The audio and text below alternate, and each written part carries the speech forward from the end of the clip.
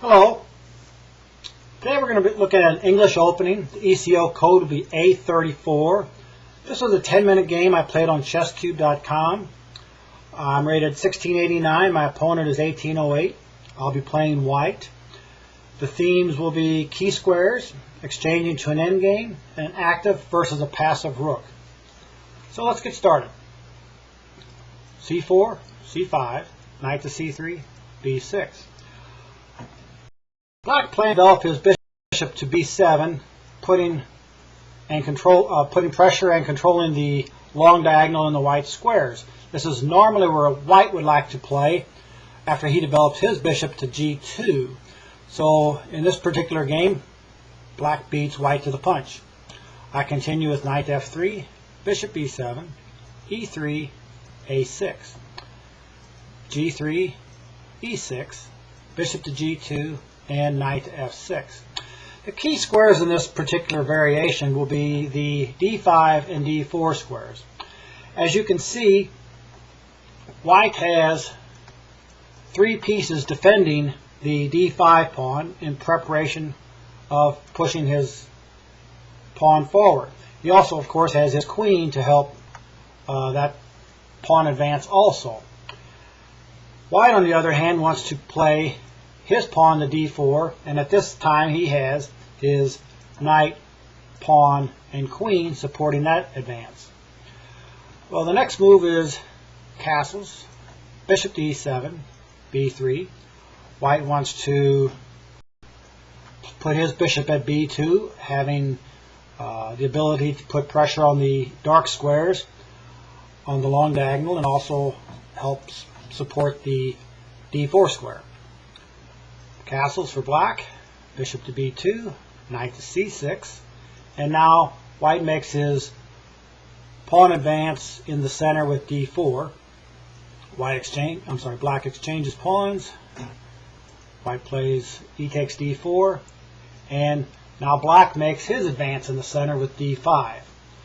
I played c takes d5, knight takes d5, knight takes, queen takes, and at this time you can see that white has an isolated d-pawn. This should be the target of black's attack. His main purpose is to tie down his pawn, eventually win it, and with a pawn advantage he should be able to win the game. On the other hand, the offsetting for this is that white will have active piece on the open files. And that's exactly what he continues to do. I played rook to c1. He plays queen to d7. And now I play knight to e5. And black retakes, which really takes away his advantage of attacking the isolated pawn at d4, because now, after my recapture, I have a pawn at e5, which could prove later in the game to be a strength for me, having control space in black's position, and possibly later on with the pawn that much further advanced would be able to possibly queen it. Anyway, back to the game. Queen takes d1, or queen takes queen, rook takes queen, bishop takes, king takes, and bishop to c5. Both sides now have 4 pawns on the king side, 2 on the queen. Both have 2 rooks, and we both have dark squared bishops. This is most probably, with best play, a draw, being so symmetrical and pieces being equal. But of course, at the level most of us play at, this game will play out differently.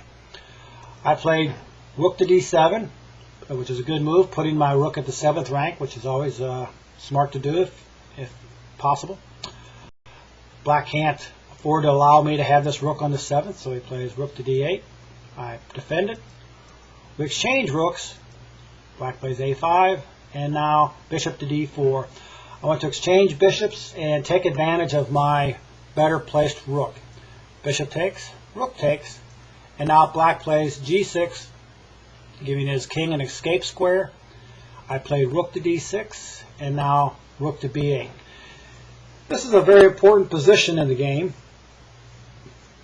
White has an active rook, black has a passive rook.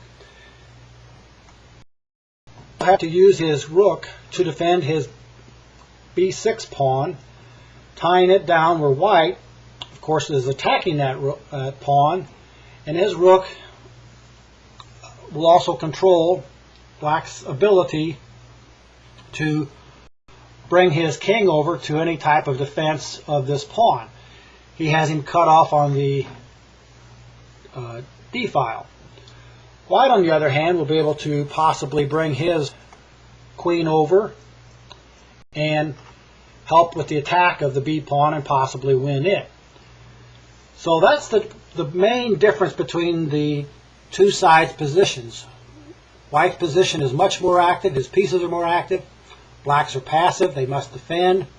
And let's see how the game plays out. I played a4, preventing black from pushing his pawn, but black does it anyway, which is actually a mistake. He should have played rook to b7, helping to defend his kingside pawns and continue to defend the b6 pawn. And this way he could possibly bring his king up somehow and just make it a little more active. Or he could play it maybe this way, attacking the rook, maybe making some type of an exchange. But anyway, that's kind of would have been a much better move. But anyway, black did play b5, and now I made a big mistake by playing a takes b5. I played rook to a6, where the game could have continued b takes a, g5, rook takes, and I would have been up a pawn, a more active rook. Black would have had to bring his rook down and get behind my pawn to defend it, which is the correct place to put his rook. But that's not how the game played. I made the mistake. I played a takes b, and now black takes the pawn. I played rook to a6. Of course, he's getting behind his pawn. And now I'm not going to make any more comments in the rest of the game, mainly because there's a 10-minute limit here at YouTube.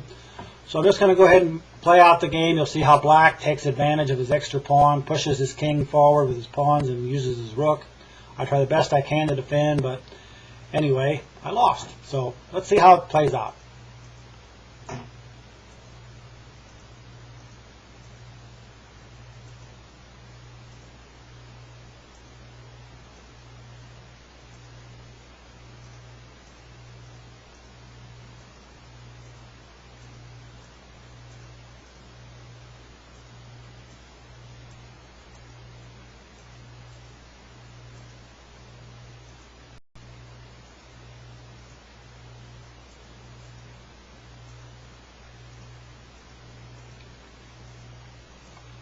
So you can see black slowly has eliminated pawns, continues to push forward.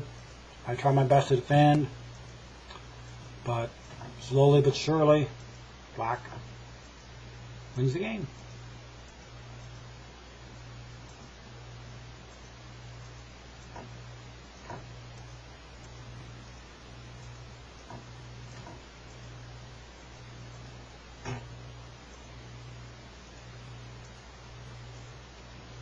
And now the game's pretty well over here. You can see where yes. And I resigned at this point. Black played very well. I made that one mistake and it cost me the game, but that's how chess is, and hope everybody enjoyed, and thank you very much.